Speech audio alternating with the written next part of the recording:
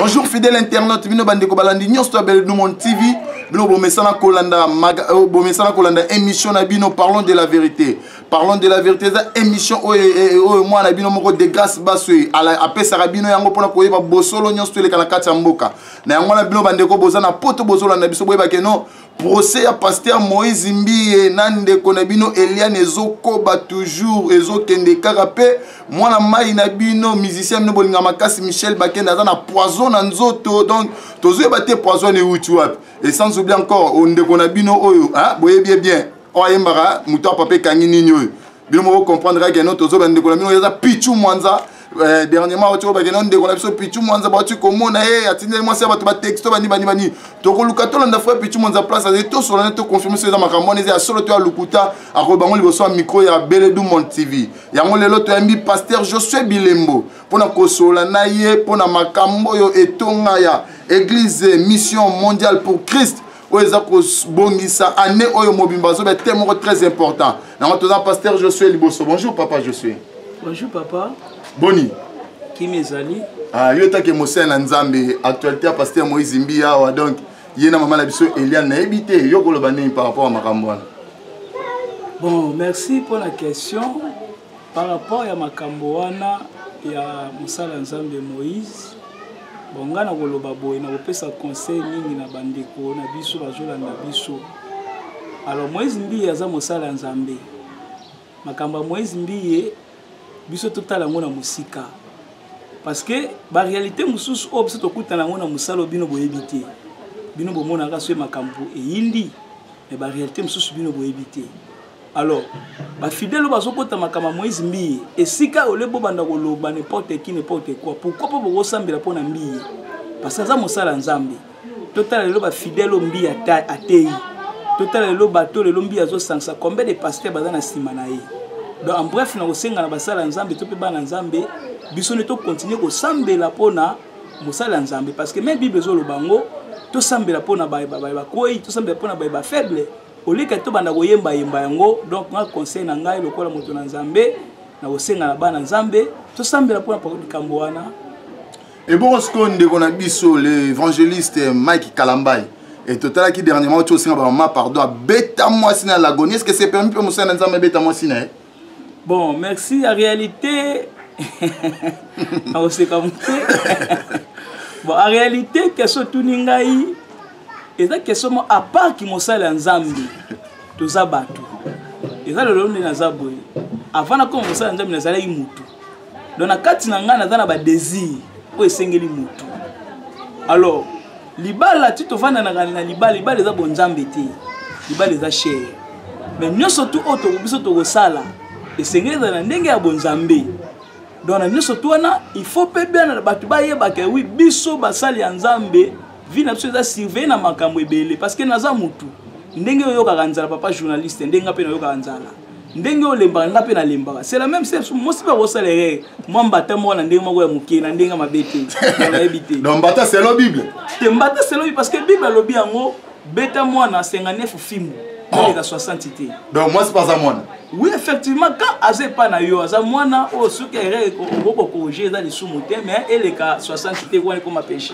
Patricia Beledu marambi yango pasteur je sois le bidon moi c'est pas ça moi la pose un fimbu et ça n'a rien mais na poser à notre frère artiste musicien Michel Bakenda pona yo est-ce que ça malam na milia bana Nzambe va poser kota? Bon ngapo na ngai likambo wana osala pasi mingi na kati ya nzela oyo surtout na biso tozoya na biso nazoya likambo ba poison uti wapi est-ce que soki toza na kati na biso bo Nzambe ezali est-ce que poison ekoya kosala nini na kati ya bana Nzambe yango kola zoloba ke oui même si na kati ya bana Job batu mabe bazalaki alors batu basala biloko wana pona ngai baza batu na Nzambe te bazabe bana Nzambe te parce que moi na Nzambe oyo andimeli Yesu lokola ngondo bigis na ye akoko sala eloko wana te pozo ko sala ni na kati mso basala Nzambe donc ezalo kwa to kotisi diable oyo akoti puke abanda ko faiblir yango mo lelo ba pasteur mi akomi ko banga même akete esika moko e bien faki aza na mai na ye aza na pochette na ye mena tango ba bakoko na biso to tikala mona ba biloko wana te donc Nzambe asunga biso et Nzambe asunga mosali na ye ye moko oya benga ye moko bikoma akotambola na ye par rapport à question na yango wana. C'est possible pasteur à se tenir sport? Bon, je crois il y a un verset dans la Bible, dans le Canada, je crois 1 Corinthiens sur la bossani passage T. Je crois dans 1 Corinthiens sur le Lukayango. Bolimbi Simuke. Par contre, l'option de mon Canada 1 Corinthiens 9 à 24. Parce que tout le monde a comment le lengeni 1 Corinthiens a isolé le biso. Par rapport, il y a question au papa Tuningai. N'habité. 1 Corinthiens chapitre 9, le verset 24, je lis au nom du Seigneur. Ne savez-vous pas que ceux qui courent dans les stades courent tous, mais c'est que seul reporte la prix. Courez de manière à la reporter. Na kanisi tolandi comment batangeli biso parce que biso nyonso tout ce qui mutu na Nzambe en réalité football les sport ce mutu na Nzambe azo supporter aza peut-être encadré ya bato bazo sala ndembo ce qui akena ngona ndenge ya molongo eza lisumu te parce que aza pe na kati sport azo sala peut-être ndeti ngai ngana lingana ngai sport te sport no surtout o sala magana lingana nga ngoti bon eza par rapport ya ngai. Mais mutu mususu mususu ya linga sport ya kosala ba lit no surtout wana mutu mususu linga bale mais kamba ya ngona ndenge ya molongo kolandisa malolenge ekiti ezolobela biso bakanisi ezango pasteur ba les arakisi bon OK question na lobi soki ozosala yango na molongo parce que jamais nga lokona na pasteur na ko soutenir moi na moko même si église na ka simba kisi tongana ke simba kisi pona sunga mutu mona osala ngote. Alors ce que nous avons dit, c'est que les joueurs qui ont été simba kisi dotifema nazo sunga bango te dede fona bango nazo rendre fona bango ni donc habité papa journaliste. OK, merci pasteur Josué pour l'interprétation ma langue la Bible nasir bana potonyo stuna bana Kinshasa va comprendre ndenge nini papa Josué a expliqué biso la question sur totunye. Maintenant papa Josué to kuti na kati église awa to kuti to yaki to kuti bato azo sambela to habité bozo sambela pona ni belé boy. Bon, merci papa na sepeli mingi na question posée ngai biso toza toujours na maombi. Kana zolo ba maombi cela veut dire mabolongo toujours. Toza na recommandation ya 360 jours ya mabondeli. Je crois to bandaka ngo ane leki, to bandaka ngo 9 mois, toza na 9 mois de prière awa. To silisaki kola memi so na 2019, to ki na 7 mois isilaki na 2020, de kola ko recommander biso to kota 360 jours. Yango kuti biso awa le mona bandeko toza toujours na maombi kulukanzami na kati ya 360 jours wana 360 jours ndenge toza kana mama 100 jours yo pe ba bandobe mo pe papa 360 jours bon ba dénomination wana eza pena bon na kolo ba pona nga eza pena nango utilité que to pesa ba dénomination bon non alors même à tout le monde osala mosala ngo epese loko te que to biso osala pona Nzambe donc osala pona 365 jours kolandisama thème ope ko la pesa biso thème ya mutu ya tozolobela yango moni tozolobela bongo alors soki mususu apimi ami apesi ba dénomination pona ye mais pona ngai toza na marche 20 kana 360 jours thème ngo ezani bon thème tozolobela laisser aller mon peuple thème ya moi tozolobela laisser aller mon peuple. Pourquoi laisser aller mon peuple pona yo ponika thème wana papa Josué. Bon, nalingi pena poto loba malamu par rapport ya thème wana ezanga na ponité. En réalité musala biso to sali papa journaliste ba question so poser nga tant mususu préparer yango. Mais biso ti to te ya kamolimo za makamsusu na setandaki na ngoti. Mais ko la pesio. Na koza la pena komi na cher mais ko la changer ngamba moko par rapport ya vie ya bana Nzambe no so kutela wana. Alors biso ko la pesa biso thème depuis année 2019. Année 2020, pour le thème Oyo, laisser aller mon peuple. Alors, tout ça qui on a Exode. Alors, Exode, il y a le bénéfice. Pourquoi est-ce qu'il laisser aller mon peuple? Pourquoi laisser aller mon peuple? Ce qui te recote, la thème Nabiso, pour que tu aies le lengeni, le thème Wana, laisser aller mon peuple. Tout ça, on pose vraiment tout fond, la thème, Mozindo, laisser aller mon peuple. Aujourd'hui, on a Exode, mon peuple, si tu as Exode, tu as Exode combien? Pour na kubana nza pe ba yeba pe exode dans susu ba fungola vraiment na mulongo nyoso tutoye ba so ezandenge. Merci papa. Bon on a 5 na bana nza pas na ba bit to zono exode D. To exode D 11 électeur otangela biso mais to zana ba vexer belé yo zo bi komaka kino esika to zui penser bon ko la pesi biso yango to zo tambona peuple nzambe malembe pour que peuple nzambe amekape kososola. Exode 2, 11. Exode chapitre 2, le verset 11. Je l'ai du Seigneur. À ce temps-là, Moïse est devenu grand, s'est rendu vers ses frères et fit témoin de leurs pénibles travaux. Il vit un Égyptien qui frappait un Hébreu d'entre ses frères. Le verset 12, il regarda de côté et d'autres, et voyant qu'il y avait personne, et il y a un Égyptien, et le cacha dans le sable. Parole de l'Éternel. Papa, je suis. Interprétation. Bon, nakanisi nalobi tokopesa ba passage ebele pour que bana nzambe ba ke 8 au 8 mango pana kozwa te na nzambe. Awa tolobi boy akutomati. Balobi Moïse panda azalaki ebwe. Panda Moïse abotami. Moïse ayeki na kati ndako Pharaon aye kovanda. Mais Moïse a compris que parmi les bateaux, le mouvement, nous comme misala makasi, bazale bandekoni ba ebwe. Alors Moïse a joué qui bolingone ya bandekoni ba ebwe bazaki na kati ya boumbu pour que Nzambe ameka pokango na bona boumbu. Bi tangu Moïse amoni ebwe na Égyptien bazo bunda. Moïse ayaki, Moïse a bomi Égyptien, Alors on peut se sous Exode 3, 7. Et c'est ce que tu as malembe tu ba pourquoi kolo azale ko mema biso to ye balikanis na biso ya mama na likambo na biso esika yango euti. Tu l'as dit Exode 3 à 7. Exode chapitre 3, le verset 7. L'Éternel dit, j'ai vu la souffrance de mon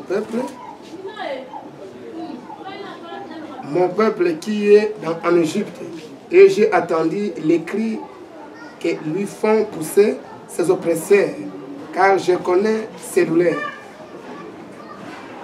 Le verset 8. Je suis descendu pour délivrer de la main des Égyptiens et pour faire monter de ce pays dans un bon et vaste pays, dans un pays où coule le lait et le miel, dans le lieu qui habite ces Canaïens, les Égyptiens. Simba. Nakanisi ba téléspectateur balandi. Kolo azolo banabiso. J'ai vu la souffrance de mon peuple en Égypte. Papa, nasi papa je ozolo na sika te me utem na biso ewute. Nazolanda malamu. Alobi na moni pasi ya batu na nga na kati na Égypte. Na kolo moni pasi ya batu na kati na Égypte. Kolo ba bokita ye moko ta ke kangola batu wana. Parce que en réalité batu la libaku. Mais kolo esengala ka sala kana nzela ya mutu moko. Alors mutango ezalaki nani?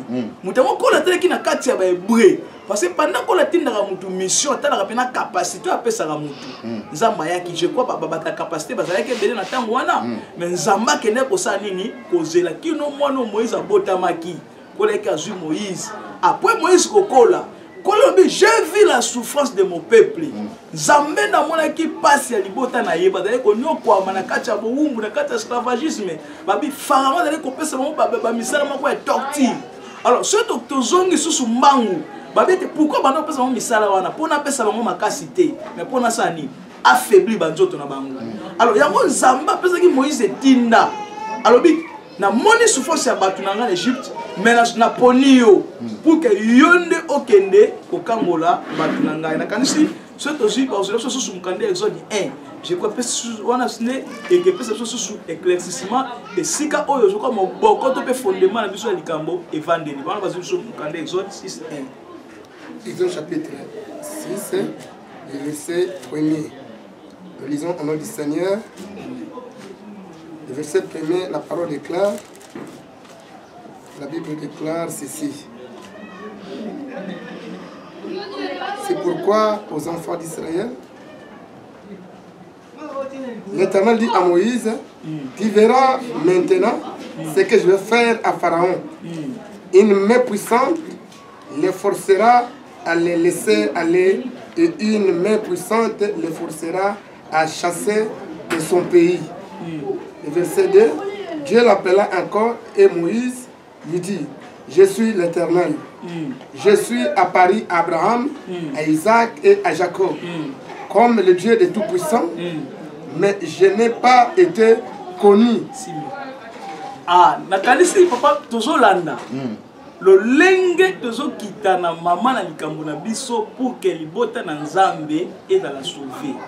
Oui, mutako ko sambela. Mais il faut pas dire mutako azaya ko sambela mais na place moko boye. Mutasa na problème. Mais awa wankolo ezalaki pétété pour que Pharaon kotika mutu azalaki na kati ya boumbu. Kotika bato bazalaki ko salele ba misala pour que basali ba ke salele. Mais pendant que nous avons Moïse et Tinda Oyo, papa n'a journaliste. Et là qui pamba te kolo d'ailleurs pour Moïse Oyo, azali boto na kata boumbu, là qui pour un bit. Donc pendant Zamba asala ke loko, pendant Zamba pesi biso pété mon na kata église mission mondiale pour Christ tout le bela témo yo. Et ça na likambu moko. On kola linga Satan sur na peuple na ye. Alors tant que nous tous Zamba ko sala likambu na peuple na ye, Zamba Tinda ka un prophète. Un prophète ça peut apprendre à penser que Nzamba lobi kene fongola boy non pour la penser un prophète il faut y a parole ko ya pour ça ni pour que ezoni sa libote Nzambe na boyokani ya nani ya Nzambe yango monaki pour la penser ki biso mama na thème oyo ya munene oyo je crois bon sur la sur Exode 5 to banana 1 to kita sika to mona suspenda le lengeli Nzambe atena posa pour que libota na ye azonga na kati ya Bomoko naye Nzambe. Exode chapitre 5, le verset 1er, Jérôme du Seigneur. Moïse dit à Aaron, se rendirent ensuite auprès de Pharaon et lui dit, ainsi parle l'Éternel, le Dieu d'Israël, laissez aller mon peuple pour qu'il célèbre au désert une fête en honneur. Le verset 2, Pharaon répondit, qui est l'Éternel, pour que j'obéisse à sa voix. Amen, amen. Je crois na kanisi bande ko bazolanda tozo kende na sosola que thème oyo ezali kolo apesi biso. Alors ezalaki na pétété pour que libota na Nzambe abima na kati ya boumbu. Papa journaliste, le tozala makambo ebele sika bana na Nzambe mutu mususu liboto na kati te bazali na Egypte bazali ko sambela bazali ko lia mais bazali ki wapi na boumbu mais malgré bazali ko sambela alors na ko Nzambe ko soso ko parler que oui quand mutu na kati ya boumbu moi c'est la Nzambe malamu ezati bref on est ka soto ke na makomi parce que tezo ke za muke tezo kima soto ke na makomi to komona koma bande ko su oyo azaki na kati na ko bendana et c'est na ka bima to pe exemple ko ande ko na biso Pierre malgré za ko tambola na Nzambe malgré azalaki ko la na Nzambe mais ça na potomo munguna za osani ala ko réclamer yi donc aussi longtemps Pierre abima kité moi c'est le Nzambe malamu ezalaki te tikabo oui papa yango pendant qu'on a zolo ba laisser aller mon peuple pour que ba ke sala nini ba ke ne ko kumisa na lokumu na ye oh donc yango na tango Nzambe abenga kapesa ka mutu te mais ça pona se pesa bo Nzambe oui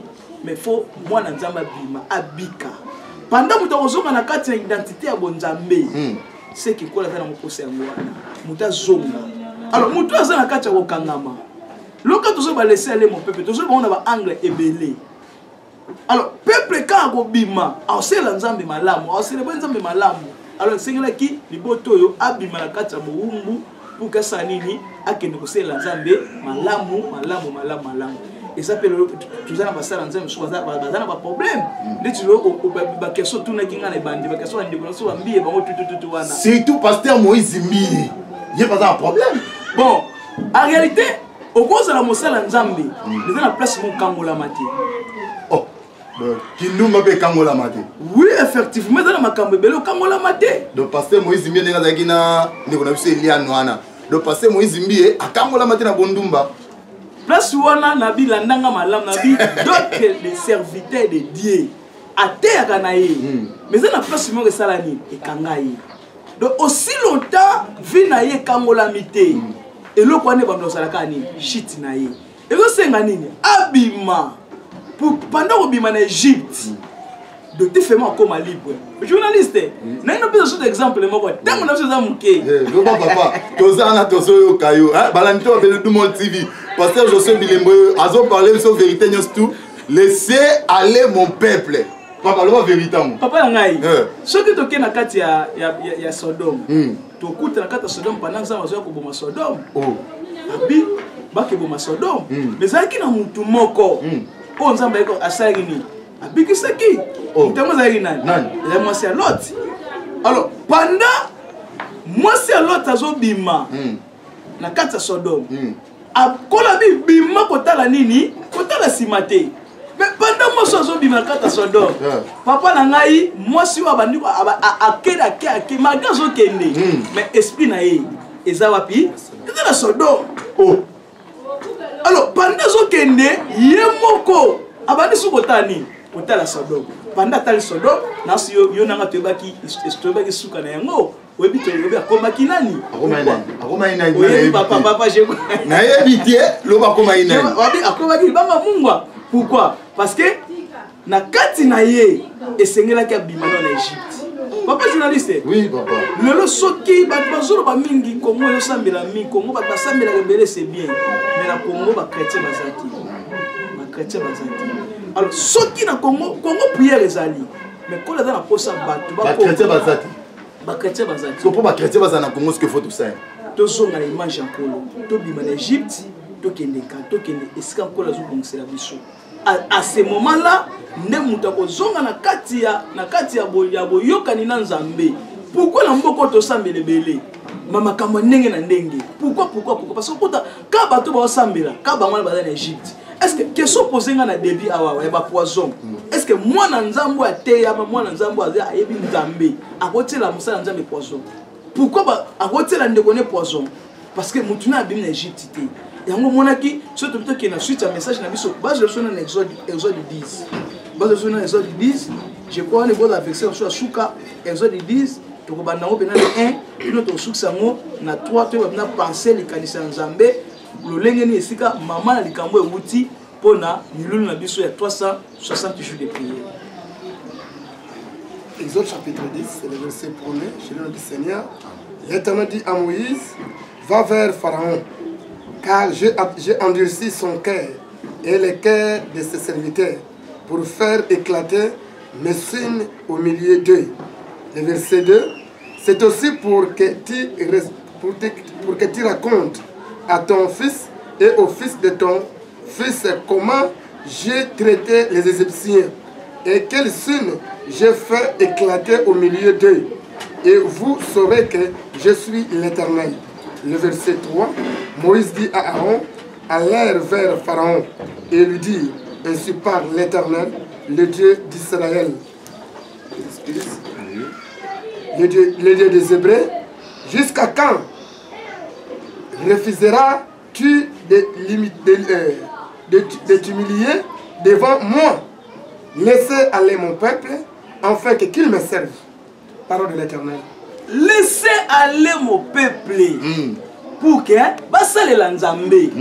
Donc pendant libota na Nzambe. Donc ce motan ko tanga oti na se babike bakende ko salela Nzambe. Donc pendant Nzambe bengaka mutu. Abenga mutu pamba te. Donc ils ont la mission on ko la bengela ka mutu. C'est pourquoi bino boyo ko tanga na kata maombi. Pourquoi boye? Donc boyo ko tanga na sala musala. Donc c'est la même si quand Nzambe zo benga mutu. Il y a musala okola pesa la mutu. Yango moni kola za ko beta sete na Pharaon pour que atika libota ya Nzambe po bazaki na kati ya boumbu bakanga baki na problème ya famille makambo belé pour que bato basalini basela Nzambe. Oui, mosala Nzambe mwana Nzambe aussi longtemps vina yo et bon ozuna no lolenge ya Yesu te papa na ngai ozalaka toujours en Égypte. Au monde est mort mati est mort ekitisi yo est mort mati est mort ekitisi yo yango moni kola zo senga na biso libota na ye babima na kati ya boumbu pour que basa nini basela Nzambe. Alors pendant mutabima na kati ya boumbu papa journaliste a osalela Nzambe na motema malamu na motema sengo même si problème ko ye lié à hôtel de sous Égypte parce que na kati ya Égypte tokuta makambo no sotu ya mabe eza na kati ya Égypte. Donc, tu as le critère à battre sur la carte Égypte. Mais pendant que tu as bima na kati ya boumbu, donc vinaye, ezaka pour que asaila Nzambe. Papa pasteur, tu kolando no ngobite singil mutu abima. Moto na biso tozo tuna boye parce que to kenda na koshite. Mutu lelo akobima lelo na kati ya Egypte ndenge nini. Merci pour la question na yo papa. Mutu akobima na kati ya Egypte premièrement. Mutu kanko yamba Yesu na vie na ye. Lokola mokondi pe mopikisi. Abandi kotambola makolandisa ma écriture. Kolandisa ma mutema na yete. Kolandisa ma pensée na ye lolenge zo mema yete. Mais kolandisa manini makomi ya Nzambe. Alors pendant mutakotamba koza kolandisa makomi ya Nzambe dotifement ezala biloko o yango moko e banda osala nini kobima. Je crois Apocalypse 3:20. Moi tout temps moi depuis ezokende. Makomi lobini. Je me tiens à la porte et je frappe. Alors kola za koloba libota na Nzambe. Nzamba telemi ne kuke ya mutu na mutu. Nzamba zo kobeta. Même si nga na zo ko na zo kabwa no message oyo. Oui, so ina kati na nga na bima na Egypte te. Peuple na kamba na sa msalani. Msala punda. Msala punda. Donc c'est que le pedali na pena bima na Egypte. Donc ezaka nde mutu aza sauvé. Yenda osani a sauvé bato. Alors pasteur waza sauvé, a sauvé libota Nzambe. Mais Moussa Nzamba waza sauvé te. A te ani. A yebisoni Nzamba lobi na monaki na salaki. Alors après ça, ezani kola lobi seme. Mais quand mutoyo azana kati na bonzambe. Azana posa libota na Nzamba zonga na kati ya bonzambe. Papa na ngai, nous sommes tous à malamu. Nous sommes tous à malamu. À quoi sert le liboto na doté ya lelo na bonzambe. Mais lobi ngai moko na te ya bango. Na kati ya Egypte. Donc ngana kangoli ba tuso bonga imoko. Na se musala moko te. Na kanisi papa journaliste ba question posée na makasi. Papa pasteur Tonito tu na pona ko parce que to kende na koshite, tu na question na biso koki kozala ya suka pe ya suka te to ba. Tant Israël est na kati ya Egypte. Et combien de personnes ba kotaki na Cana après tant ba majorité bazaki na Moïse pas protecteur ba net tozo e baté combien de personnes ba kotaki na Cana. Bon, merci pour la question. Pendant libota bien na kati ya Burumbu, balobi na kati kokota bazalaki belé, mais bateau bakota ki Cana. Bazalaka bato mibale, bazalaki je crois Caleb na Josué, bangonde bakota ki pour que ba continuer qui marche. Alors, si on peut te formuler pourquoi et tout le monde ne kota quitter, ezalaki na problème. Pourquoi tout le monde kota quitter? Parce que malgré bateau Nzamba zo big ça na lilingi na ye. Malgré bateau Nzamba zo sauver, mais en réalité malgré bazo ko bima na nzoto, mais ma kansema eza en Égypte. Yango au monde so to tangi makomi, après ko bima, après ko legame, après ko koma na terre promise. Yo na yebi na suka basala ngini. Basala ba fodo. Pourquoi basala ba fodo? Parce que malgré nzoto na bango bimaki na boumbu, mais ma kansema esaleni, eza na boumbu. Yango kona za ko senga na mutu koma libre. Donc mutu azonga na elilingi ya Nzambe na kati ya Nzambe kola kuta kaka esengo. Kola zo kaka pendant mutu na kati na ina kola zo esengo te. Dotifema to ko te ya batu. To ko tondisa batu. À quoi sert? Na zo be à quoi sert? Oui na mutu ko so na so ni ko sala mais lobby. Je crois dans le balabala Nzambe tout ça va pèlerin. Tu vois qui voyage. À bientôt to zonga. Mais to zonga rapport to pesi ko sala nini pour na libota to zo te.